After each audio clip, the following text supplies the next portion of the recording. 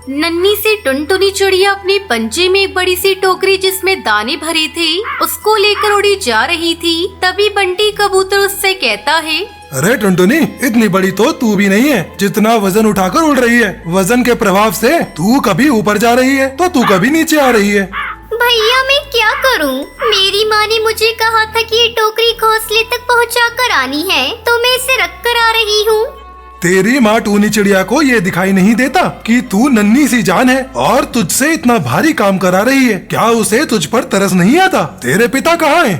पिताजी किसी काम से बाहर गए हैं, कल शाम तक आएंगे। और भैया मैं पिताजी की वजह से ही अपनी सौतेली माँ टूनी के साथ रह रही हूँ, वरना मुझे वो बिल्कुल भी पसंद नहीं है। चल ठीक है टुनटुनी, तू घर जा, मैं तेरी माँ से बात करता हूँ। अरे टूनी, तुझे अपनी बेटी पर तरस नहीं आता क्या? वो सौतेली है तो क्या हुआ, है तो बच्ची। तब तक आप लोग कमेंट पे बताएं 53 + 25 कितने होते हैं। देख बंटी, तू हमारे परिवार के बीच में मत आ। ये हमारे परिवार का मामला है। मैं जैसा चाहूंगी वैसा करूंगी। और तुम क्या चाहते हो कि मैं अपनी बेटी को बना दूं? वो मेहनत नहीं करेगी तो उसे काम करने की आदत कैसे पड़ेगी? अरे लेकिन काम कराने का ये मतलब भी तो नहीं है कि तुम किसी की जान ही निकाल लो। बंटी भैया, मैंने तुम्हारी सलाह नहीं मांगी है, तुम यहाँ से जा सकते हो। फिर अगले दिन टुनटुनी चिड़िया बंटी कबूतर के घर के बाहर से उड़ती जा रही थी। अरे टुनटुनी, कहाँ जा रही है? तू सारा दिन इधर उधर उड़ती घूमती रहती है, क्या तू थकती नहीं है? अरे बंटी भैया, मुझे मम्मी ने कुछ काम कहा था तो वही करने जा रही हूँ। अरे तेरी माँ तो तुझे काम ही बताती रहती है, उसे तो तुझ पर तरस आता ही नहीं है। अरे वो देख, तेरा पिता टुन्नू भी उड़ता हुआ आ रहा है। अरे भाई बंटी, क्या बात कर रहे हो टुनटुनी से? तुझे तो घर का कोई होश रहता ही नहीं है। क्या तू ये नहीं जानता कि तेरी पत्नी इस नन्ही सी जान पर कितना अत्याचार करती है? ये सुनकर टुन्नू की आंखों से आंसू गिरने लगते हैं। भाई बंटी, मुझे पता है मेरे घर में क्या चल रहा है, लेकिन टुनटुनी को एक माँ की जरूरत थी, इसलिए मैंने टूनी से शादी कर ली। अब मुझे क्या पता था कि वो टुनटुनी के साथ ऐसा बर्ताव करेगी। पहले तो वो बोलती थी कि वो इसे अपनी बेटी की तरह मानेगी, लेकिन अब वो बदल गई है। अब तू ही बता मैं क्या करूँ? भाई देख, हर गलत काम करने वाले को सबक सिखाना चाहिए, तभी तो उसे अकल आएगी कि वो गलत कर रहा है।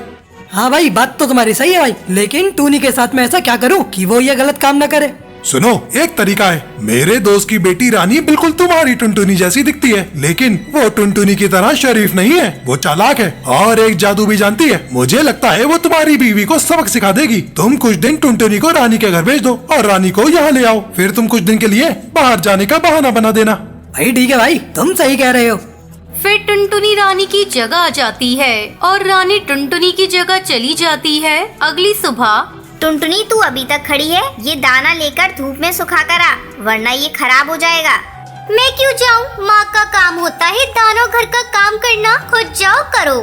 कैसे जबान चला रही है? तुझमें इतना साहस और बोलना कहाँ से आया? रुक, तुझे अभी बताती हूँ।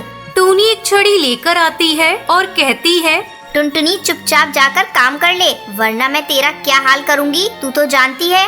रानी चिड़िया छड़ी को रस्सी बना देती है और टूनी को उसमें बांध देती है। फिर टूनी से कहती है, अब तुम यहाँ पर बंदी रहोगी, मैं तुम्हें खाना भी नहीं दूंगी। कुछ घंटों बाद, बेटी मुझे थोड़ा सा खाना तो दे दे, मुझसे चला भी नहीं जा रहा। चलो ठीक है, मैं तुम्हें खाना दूंगी। पहले ये दाने की टोकरी ले जाकर बंटी कबूतर के घोंसले में रख कर आओ। लेकिन मैंने सुबह से कुछ भी नहीं खाया, मेरे अंदर इतनी हिम्मत नहीं है। तुम जाती हो या फिर से बांधो तुम्हारे पंखों को? नहीं नहीं, मैं जाती हूँ। टूनी बड़ी सी टोकरी उठाकर उड़ने लगती है, कभी ऊपर जाती तो कभी नीचे आती। उसकी हालत बहुत खराब हो चुकी थी। वो जैसे तैसे करके बंटी कबूतर के घोंसले के पास पहुँची। उसे देखकर बंटी बोला, अरे आज तो ऐसा लग रहा है जैसे ऊंट पहाड़ के नीचे आ गया हो। कुछ दिन पहले यही हाल टुनटुनी का था, जब मैंने तुमसे कहा था कि तुम उसके साथ सही नहीं कर रही हो। अब तुम्हें पता चला कि वो कैसे ये काम कर रही होगी। हाँ भाई, पता चल गया है। टुनटुनी के साथ ऐसा नहीं करना चाहिए था। ये टोकरी सच में बहुत भारी थी। तुम्हें अपनी भूल का एहसास हो गया तो ठीक है। मैं तुम्हें बता दूं, जो तुम्हारे घर में है वो टुनटुनी नहीं रानी है। टुनटुनी और रानी टुन्नू के साथ उड़ती हुई बंटी कबूतर के घोंसले पर आ जाती है। बेटी मुझे माफ कर दो, मैंने अनजाने में तुम पर बहुत अत्याचार किया है। मुझे समझ आ गया है कि मुझे ऐसा नहीं करना चाहिए था। अब से हम मिल बांट कर काम करेंगे। चलो तुम्हें अपनी गलती का एहसास तो हुआ, ठीक है। और फिर सारे पक्षी खुशी खुशी अपने घर की तरफ उड़ जाते हैं। चारों तरफ कोहरा ही कोहरा हो रखा था। रास्तों में ओस जम गई थी। ठंड इतनी थी कि पक्षियों के हाथ पैर सुन पड़े जा रहे थे। इतनी ठंड में टुनटुनी चिड़िया अपना ऑटो लेकर रास्तों में घूम रही थी। उसे पैसेंजर की तलाश थी। अरे साहब, कहीं जाना है क्या? आइए मैं छोड़ देती हूँ। लेकिन उस पक्षी ने कहा, अरे नहीं बहन, मेरा घर तो पास में ही है, मैं तो बस कुछ दवाइयाँ खरीदने गया था। दवाई शब्द को सुनकर टुनटुनी की बोलती बंद हो गई, क्योंकि उसे भी तो दवाई खरीदकर घर जाना है। घर पर उसकी बेटी बीमार है और उसकी बूढ़ी माँ है। टुनटुनी के पास दवाई तक खरीदने के पैसे नहीं है, इसलिए तो वो इतनी रात को इतनी ठंड में ऑटो रिक्शा लेकर बाहर निकली। लेकिन अफसोस, उसे एक भी भाड़ा नहीं मिला। वो खाली हाथ घर लौटी। घर लौटते ही उसकी बूढ़ी माँ उसके पास आई और बोली, तब तक आप लोग कमेंट में बताएं 10 - 5 + 3 कितने होते हैं। बेटी आ गई बेटी, खाने को कुछ लाई है क्या? खाना नहीं माँ। बेटी की दवाई? नहीं माँ, नहीं ला पाई। एक भी भाड़ा नहीं मिला, ऊपर से रिक्शा का पेट्रोल भी खत्म हो गया। टुनटुनी को अपनी गरीबी पर शर्म आने लगी। उसकी बेटी पिंकी को बुखार है। उसने कहा, कोई बात नहीं माँ, आप आ गए ना, यही बहुत है। हमें बहुत चिंता हो रही थी, हम भूखे भी रह लेंगे, कोई बात नहीं।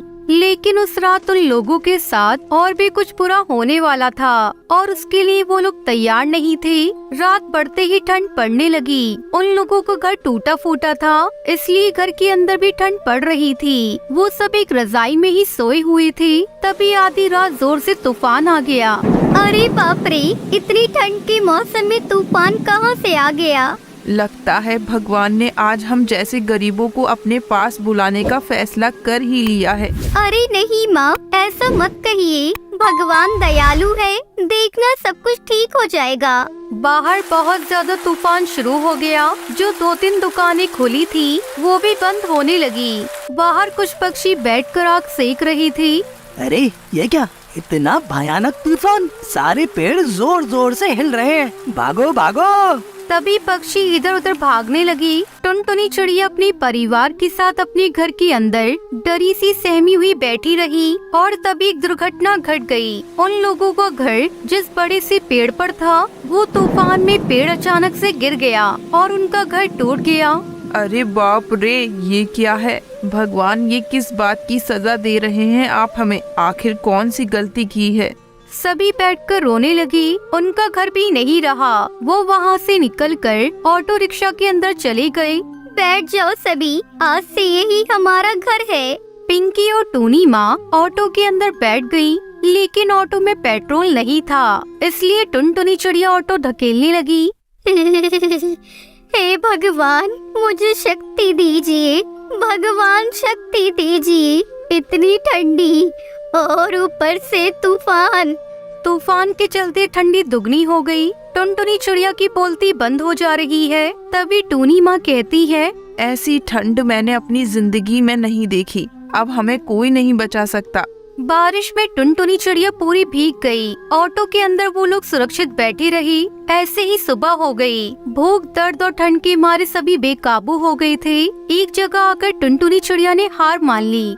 नहीं और नहीं होगा, अब नहीं होगा मुझसे।